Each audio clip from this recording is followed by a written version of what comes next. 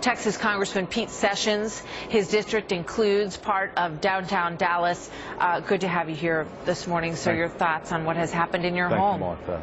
Well, you've really put it into a capsule of the ambush that took place.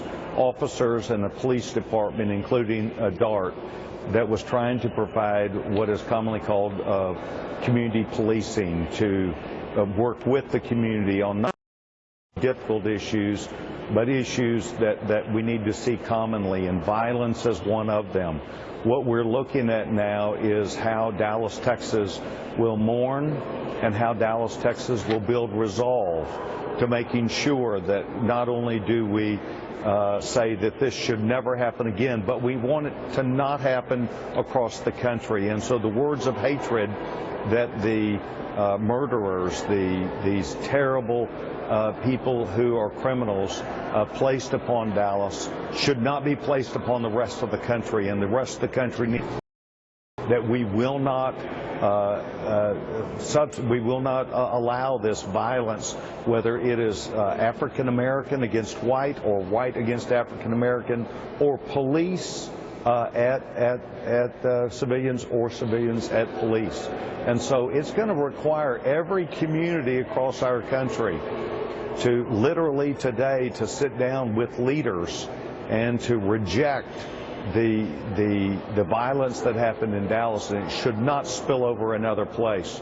I will assure you the people of Dallas, Texas are kind and loving people, but with resolve that we will stand behind our police department and the families that they represent. And so this is the daunting task on any leader of our country, any elected official, and the police chiefs and our clergy and others who will speak of coming together, recognizing this great country reels off things that happen in other parts of the country. We're no longer isolated. We all live in a glass house. And so I would say that's what's going to happen as a result of this. All communities, large and small, need to come together and say this should not and will not happen again.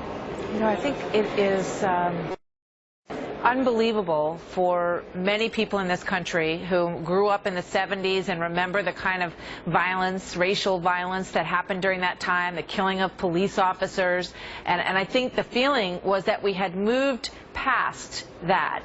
And now you look at the incidents and you look at what happened to the two individuals earlier this week, and then you see the reaction by this person, at least one of whom has made his motive very clear, who is now dead, said that he wanted to kill white people. And he wanted to kill, in particular, white police officers because he was angry about what happened this week. I mean, these are pretty deep fissures, sir. It is a deep, deep issue and can become a divide. We must not let it become that. We must speak clearly with each other. But I will tell you that there are huge undercurrents in this country, and you have seen it with people who have been left out, people who do not have jobs, people who don't perceive they could have a job in the future.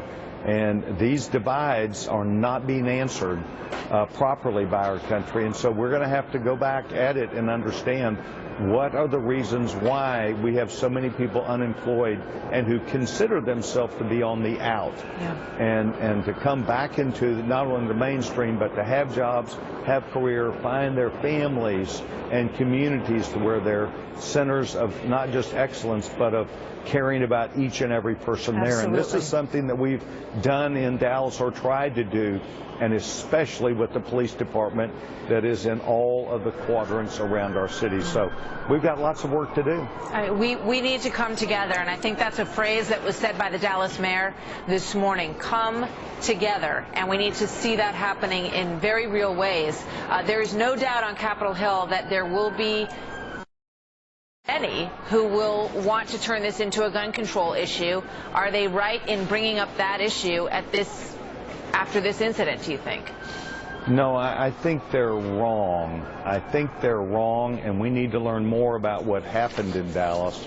But I think that the frustrations in the African American community is African Americans who are unfortunately divided against each other also. And in other communities, the gun violence in these areas, I believe much of it is due to the drug trades, the drug cartels, the desire for turf wars, gang warfare, and there's so many innocent people that are caught in between. You look at what's happening in Chicago. Absolutely. That repeatedly has happened in Chicago. It's over a $3 billion drug trade, and we've got to come to grips with this drug problem.